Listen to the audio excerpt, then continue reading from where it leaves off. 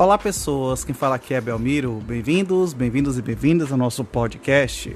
Esse podcast da Estúdio Sala de Aula, gravado com o aplicativo Anchor, Anchor.fm. Então recomendo, se vocês quiserem acompanhar melhor nos podcasts, também produzir o seu próprio podcast, grave com o Anchor, em que você não tem que pagar nada e também não tem limite de armazenamento. Então, sem mais delongas, vamos então para o nosso episódio.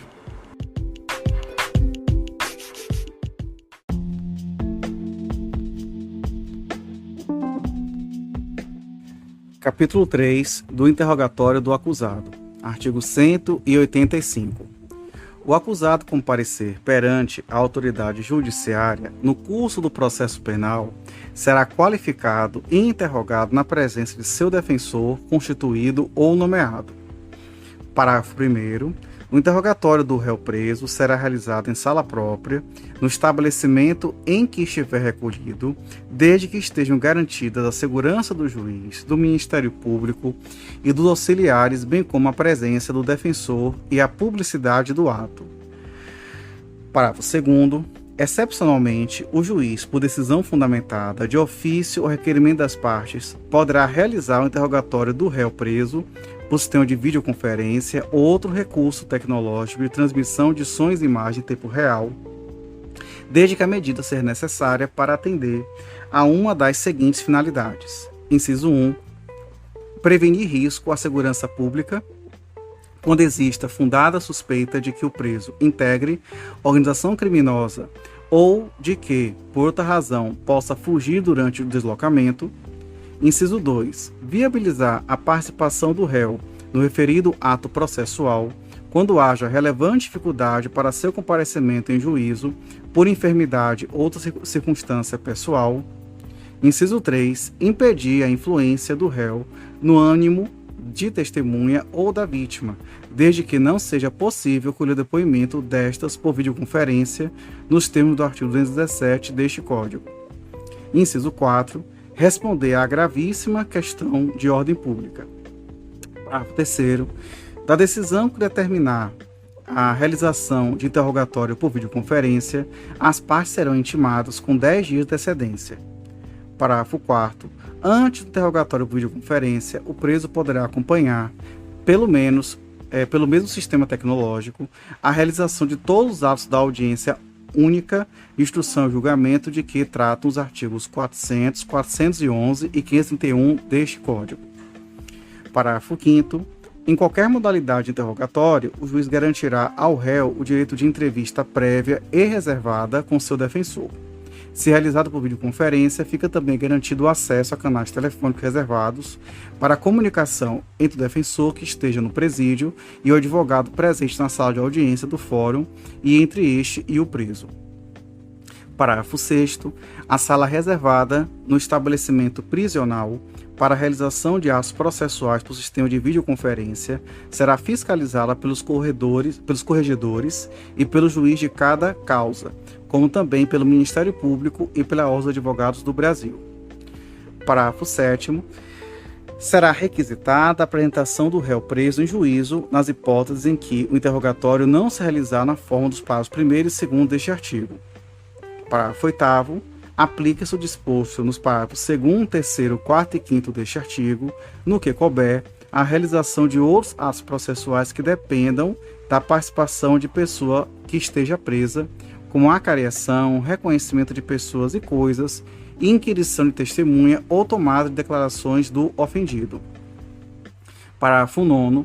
Na hipótese do parágrafo 8º deste artigo, fica garantido o acompanhamento do ato processual pelo acusado e seu defensor.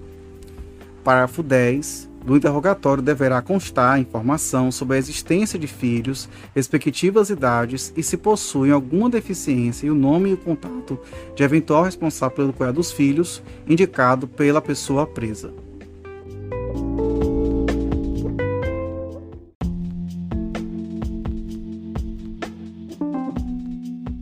Artigo 186. Depois de devidamente qualificado e cientificado o inteiro teor da acusação, o acusado será informado pelo juiz, antes de iniciar o interrogatório, do seu direito de permanecer calado e de não responder perguntas que lhe forem formuladas. Parágrafo único. O silêncio que não importará em confissão não poderá ser interpretado em prejuízo da defesa.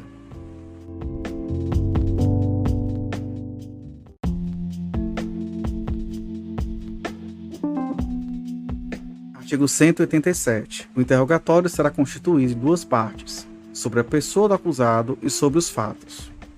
Parágrafo 1º. Na primeira parte do interrogatório, o interrogando será perguntado sobre a residência, meios de vida ou profissão, oportunidades sociais, lugar onde exerce sua atividade, vida pregressa, notadamente se foi preso ou processado alguma vez e, em caso afirmativo, qual o juízo do processo, sob suspensão condicional ou condenação, qual a pena imposta, se a cumpriu e outros dados familiares e sociais.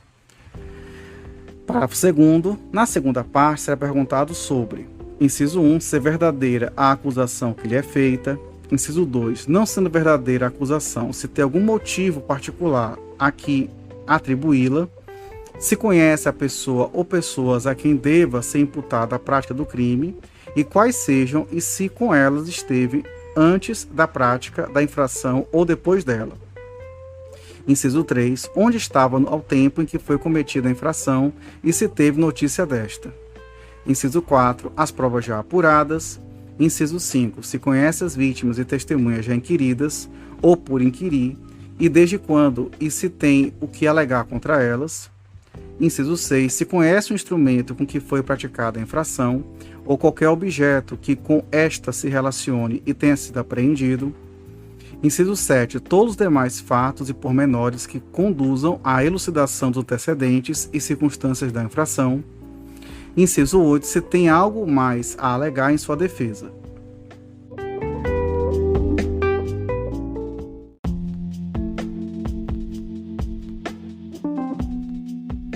Artigo 188. Após proceder ao interrogatório, o juiz indagará das partes se restou algum fato para ser esclarecido, formulando as perguntas correspondentes, se o entender pertinente e relevante.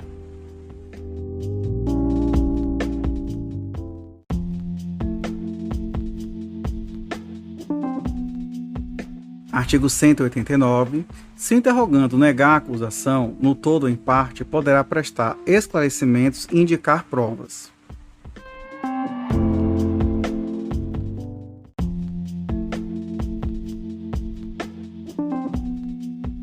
Artigo 190.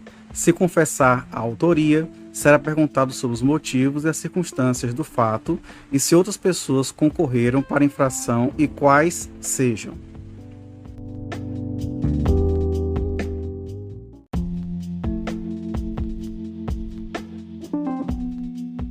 Artigo 191.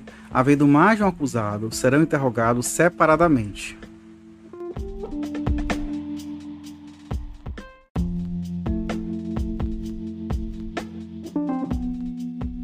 Artigo 192. O interrogatório do mudo, do surdo ou do surdo-mudo será feito pela forma seguinte.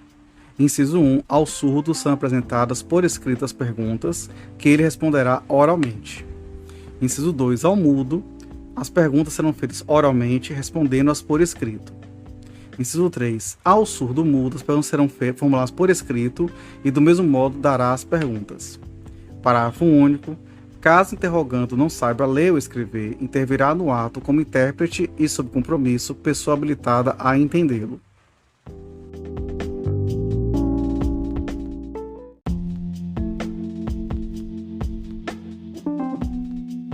Artigo 193. Quando o interrogando não falar a língua nacional, o interrogatório será feito por meio de intérprete.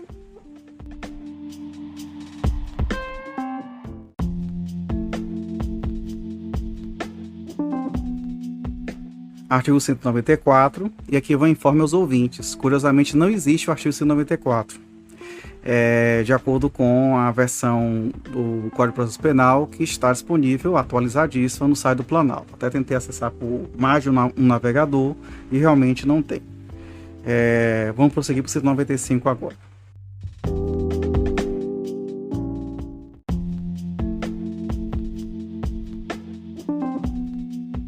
Artigo Artigo 195. Se o interrogado não souber escrever, não puder ou não quiser assinar, tal fato será consignado no termo.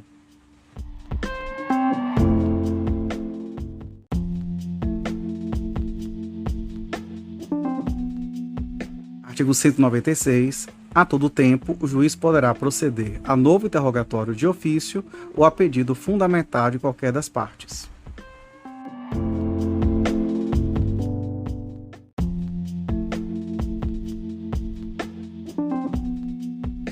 Capítulo 4 da Confissão, artigo 197. O valor da confissão se aferirá pelos critérios adotados para outros elementos de prova e para sua apreciação o juiz deverá confrontá-la com as demais provas do processo, verificando se entre ela e estas existe compatibilidade ou concordância.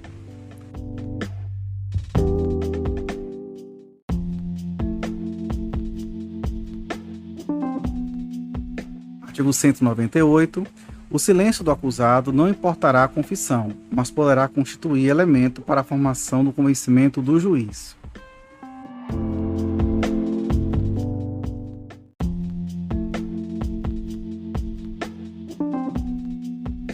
Artigo 199. A confissão, quando feita fora do interrogatório, será tomada por termo nos autos, observado o artigo 195.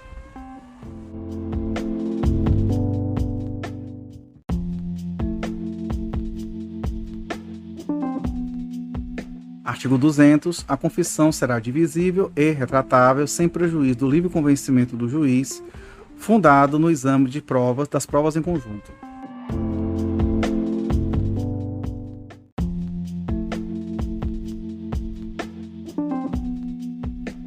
Capítulo 5 do ofendido, artigo 201. Sempre que possível, o ofendido será qualificado e perguntado sobre as circunstâncias da infração, quem seja ou presuma ser o seu autor, as provas que possa indicar, tomando-se por termo as suas declarações. Parágrafo 1º. Se, intimado para esse fim, deixar de comparecer sem motivo justo, o ofendido poderá ser conduzido à presença da autoridade. Parágrafo 2º. O ofendido será comunicado os atos processuais relativos ao ingresso e à saída do acusado da prisão, a designação de data para a audiência e a sentença respectivos acórdãos que a mantenham ou modifiquem. Parágrafo 3º. As comunicações ao ofendido deverão ser feitas no endereço por ele indicado, admitindo-se por opção do ofendido o uso de e-mail eletrônico. Parágrafo 4º. Antes do início da audiência e durante a sua realização, será reservado espaço separado para o ofendido. Parágrafo 5º. Se o juiz entender necessário, poderá encaminhar o ofendido para atendimento multidisciplinar, especialmente nas áreas psicossocial, de assistência jurídica e de saúde, às expensas do ofensor ou do Estado. Parágrafo 6º. O juiz tomará as providências necessárias à preservação da intimidade, vida privada, honra e imagem do ofendido, podendo inclusive determinar o segredo de justiça em relação aos dados, depoimentos e outras informações constantes dos autos a seu respeito para evitar sua exposição aos meios de comunicação.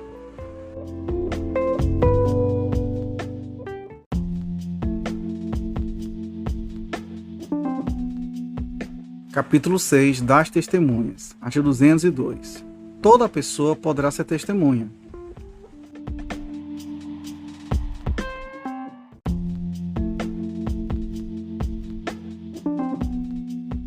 Artigo 203. A testemunha fará, sob palavra de honra, a promessa de dizer a verdade do que souber e lhe for perguntado, devendo declarar seu nome, sua idade, seu estado e sua residência, sua profissão, lugar onde exerce sua atividade, se é parente e em que grau de alguma das partes, ou quais suas relações com qualquer delas, e relatar o que souber, explicando sempre as razões de sua ciência ou as circunstâncias pelas quais possa avaliar-se de sua credibilidade.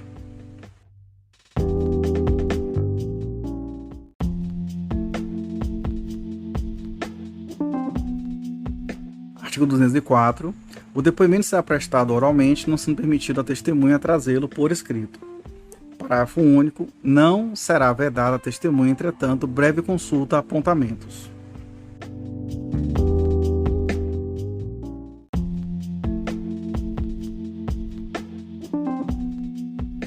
Artigo 205. Se ocorrer dúvida sobre a identidade da testemunha, o juiz procederá à verificação pelos meios ao seu alcance, podendo, entretanto, tomar-lhe o depoimento desde logo.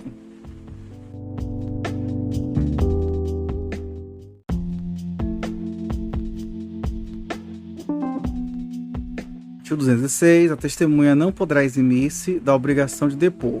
Poderão, entretanto, recusar-se a fazê-lo o ascendente ou descendente, o afim de linha reta, o cônjuge, ainda que desquitado, o irmão e o pai, a mãe ou filho adotivo do acusado, salvo quando não for possível por outro modo obter-se ou integrar-se à prova do fato e de suas circunstâncias.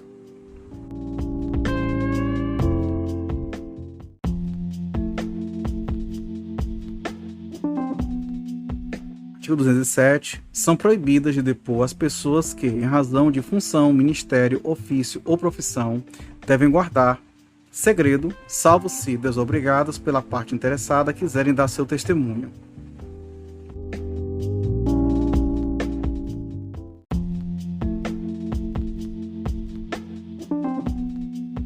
Artigo 208. Não se deferirá o compromisso a que alude o artigo 203 aos doentes e deficientes mentais e aos menores de 14 anos, nem às pessoas a que se refere o artigo 206.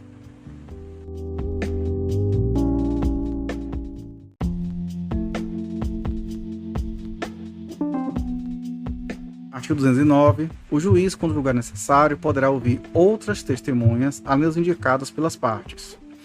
Parágrafo 1º. Se ao juiz parecer conveniente, serão ouvidas as pessoas a que as testemunhas se referirem. Parágrafo 2º. Não será computada como testemunha a pessoa que nada souber que interessa a decisão da causa.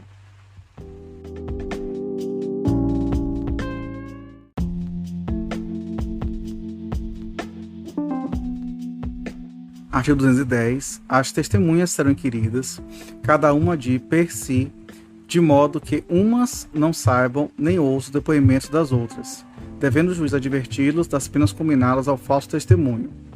Parágrafo único. Antes do início da audiência e durante sua realização, serão reservados espaços separados para a garantia da incomunicabilidade das testemunhas.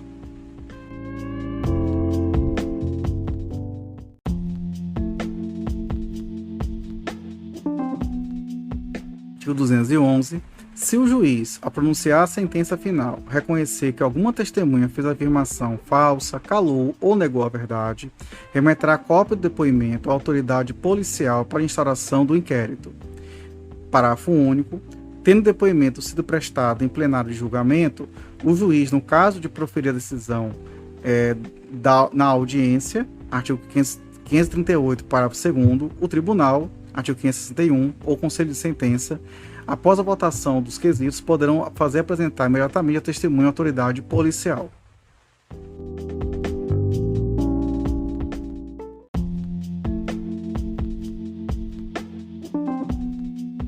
Artigo 212. As perguntas serão formuladas pelas partes diretamente à testemunha, não admitindo o juiz aquelas que puderem induzir a resposta, não tiverem relação com a causa ou importarem na repetição de outra já respondida. Parágrafo único. Sobre os pontos não esclarecidos, o juiz poderá complementar a inquirição.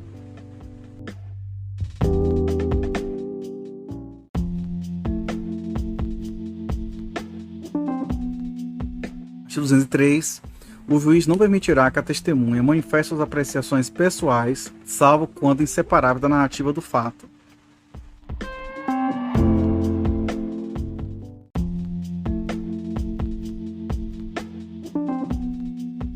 Artigo 214. Antes de iniciado o depoimento, as partes poderão contraditar a testemunha ou arguir circunstâncias ou defeitos que a tornem suspeita de parcialidade ou indigna de fé.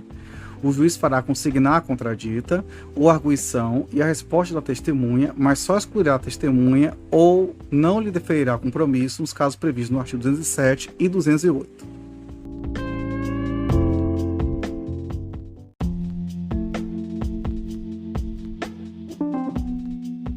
Artigo 215. Na redação do depoimento, o juiz deverá cingir-se, tanto quanto possível, às expressões usadas pelas testemunhas, reproduzindo fielmente as suas frases.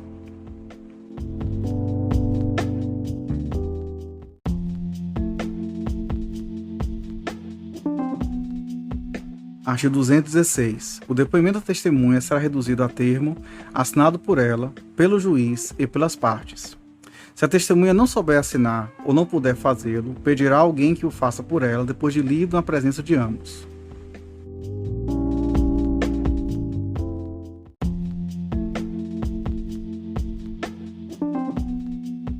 Artigo 217. Se o juiz verificar que a presença do réu poderá causar humilhação, temor ou sério constrangimento à testemunha ou ao ofendido, de modo que prejudique a verdade do depoimento, fará a inquirição por videoconferência e somente na impossibilidade dessa forma determinará a retirada do réu, prosseguindo na inquirição com a presença do seu defensor. Parágrafo único. A adoção de qualquer das medidas previstas no caput desse artigo deverá constar do termo, assim como os motivos que a determinaram.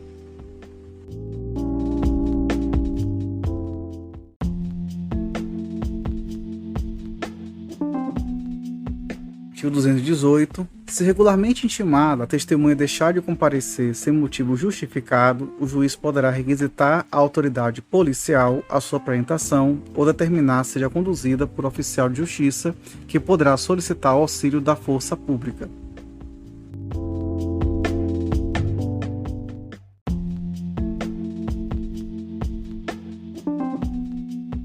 Artigo 219. O juiz poderá aplicar à testemunha faltosa a multa prevista no artigo 453, sem prejuízo do processo penal por crime de desobediência e condená-lo ao pagamento das custas da diligência.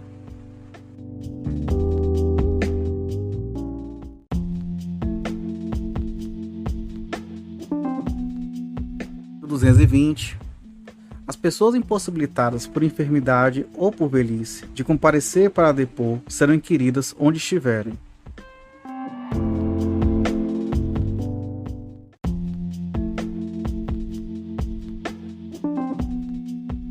Artigo 221. O presidente e o vice-presidente da República, os senadores e deputados federais, os ministros de Estado, os governadores de estados e territórios, os secretários de Estado, os prefeitos do Distrito Federal e dos municípios, os deputados da Assembleia Legislativa Estaduais, os membros do Poder Judiciário, os ministros e juízes dos Tribunais de Contas da União, dos Estados, do Distrito Federal, bem como do Tribunal Marítimo, serão inquiridos em local, dia e hora previamente ajustados entre eles e o juiz.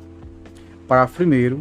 O presidente e vice-presidente da República, os presidentes do Senado Federal, da Câmara de Deputados e do Supremo Tribunal Federal poderão optar pela prestação de um depoimento por escrito, caso em que as perguntas formuladas pelas partes deferidas pelo juiz lhes serão transmitidas por ofício. Parágrafo 2º. Os oficiais deverão ser requisitados à autoridade superior. Parágrafo 3º. Os funcionários públicos aplicar-se-á o disposto no artigo 218, devendo, porém, a expedição do mandado ser imediatamente comunicada aos chefes da repartição em que servirem, com a indicação do dia e da hora marcados.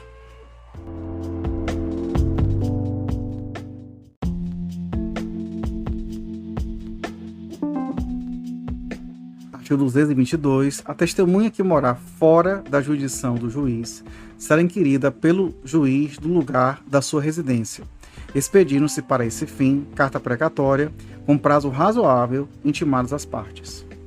Parágrafo 1º. Fim do prazo marcado, poderá realizar-se o julgamento, mas a todo tempo a precatória, uma vez devolvida, será juntada aos autos. Parágrafo 3º. Na hipótese prevista no caput deste artigo, a oitiva da testemunha poderá ser realizada por meio de videoconferência ou outro recurso tecnológico de transmissão de sons e imagens em tempo real, permitida a presença do defensor e podendo ser realizada, inclusive, durante a realização da audiência de instrução e julgamento.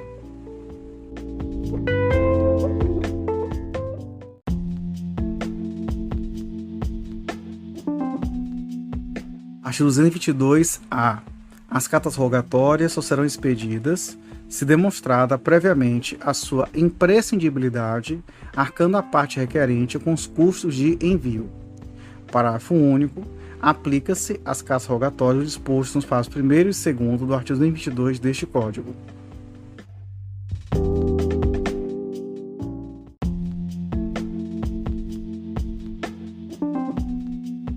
Artigo 223. Quando a testemunha não conhecer a língua nacional, será nomeado intérprete para traduzir as perguntas e respostas.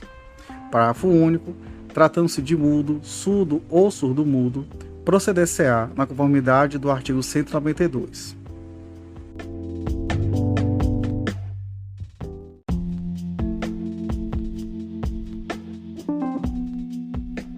Artigo 224. As testemunhas comunicarão ao juiz, dentro de 1 ano, qualquer mudança de residência, sujeitando-se pela simples omissão às penas do não comparecimento.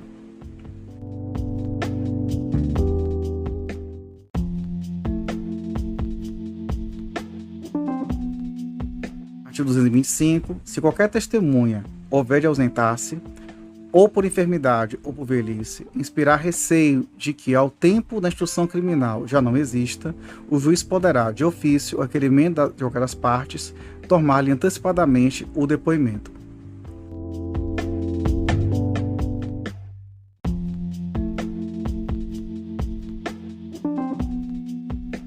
Capítulo 7 do reconhecimento de pessoas e coisas. Artigo 226. Quando houver necessidade de fazer-se o reconhecimento de pessoa, proceder-se-á pela seguinte forma. Inciso 1. A pessoa que tiver de fazer o reconhecimento será convidada a escrever a pessoa que deva ser reconhecida. Inciso 2. A pessoa cujo reconhecimento se pretender será colocada, se possível, ao lado de outras que com ela tiverem qualquer semelhança, convidando-se quem tiver de fazer o reconhecimento a apontá-la. Inciso 3. Se houver razão para recear que a pessoa chamada para o reconhecimento, por efeito de intimidação ou outra influência, não diga a verdade em face da pessoa que deve ser reconhecida, a autoridade providenciará para que esta não veja aquela. Inciso 4. Do ato do reconhecimento lavrar-se-á auto pormenorizado, subscrito pela autoridade, pela pessoa chamada para proceder ao reconhecimento e por 2 testemunhas presenciais. Parágrafo único. O disposto no inciso 3 deste artigo não terá aplicação na fase da instrução criminal ou em plenário de julgamento.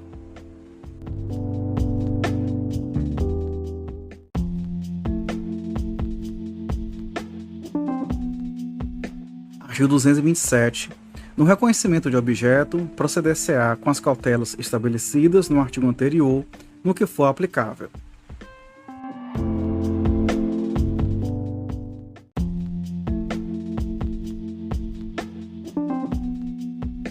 Artigo 228.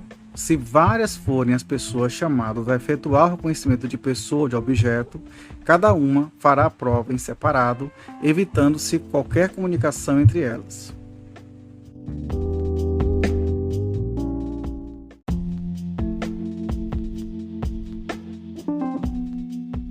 Capítulo 8 da acareação.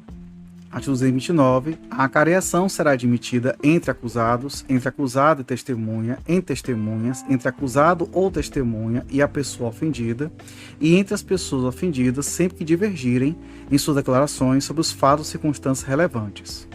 Parágrafo único. Os acareados serão reperguntados para que explique os pontos da divergência, reduzindo-se a termo o ato de acareação.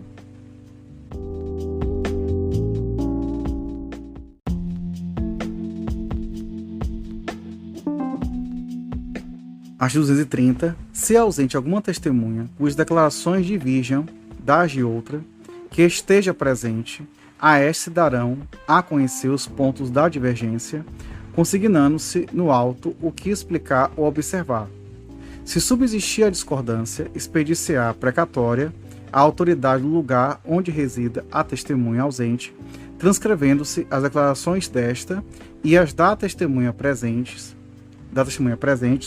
nos pontos em que divergirem, bem como o contexto referido auto, a fim de que se complete a diligência, ouvindo-se a testemunha ausente, pela mesma forma estabelecida para a testemunha presente. Esta diligência só se realizará quando não importe demora prejudicial ao processo e o juiz a entenda conveniente.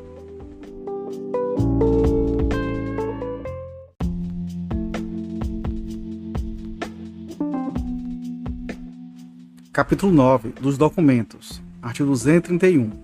Salvo os casos expressos em lei, as partes poderão apresentar documentos em qualquer fase do processo.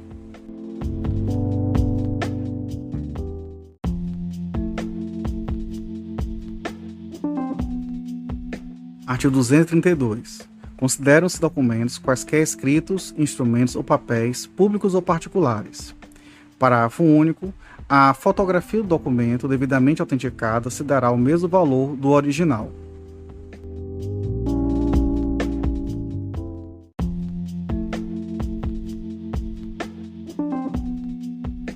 Artigo 233. As cartas particulares, interceptadas ou obtidas por meios criminosos, não serão admitidas em juízo. Parágrafo único. As cartas poderão ser exibidas em juízo pelo respectivo destinatário para a defesa de seu direito, ainda que não haja consentimento do signatário.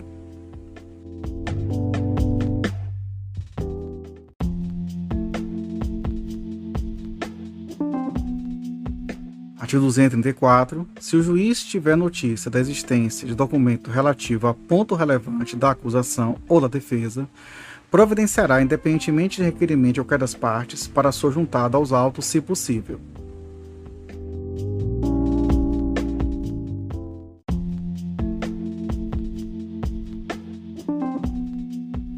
Artigo 235. A letra e a firma dos documentos particulares serão submetidas a exame pericial quando contestada sua autenticidade.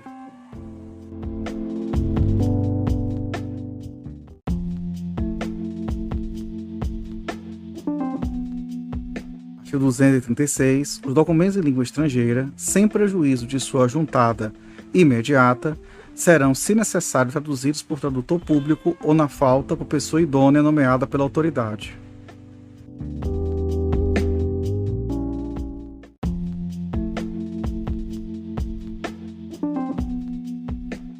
Artigo 237. As públicas formas só terão valor quando conferidas com o original em presença da autoridade.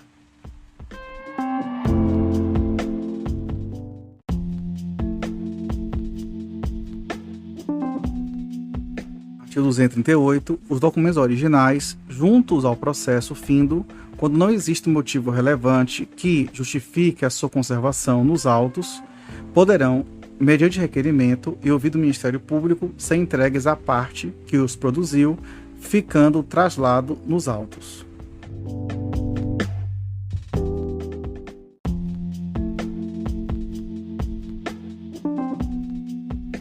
Capítulo 10. Dos indícios. Artigo 239. Considera-se indício a circunstância conhecida e provada que, tendo relação com o fato, autorize por indução concluir-se a existência de outra ou outras circunstâncias.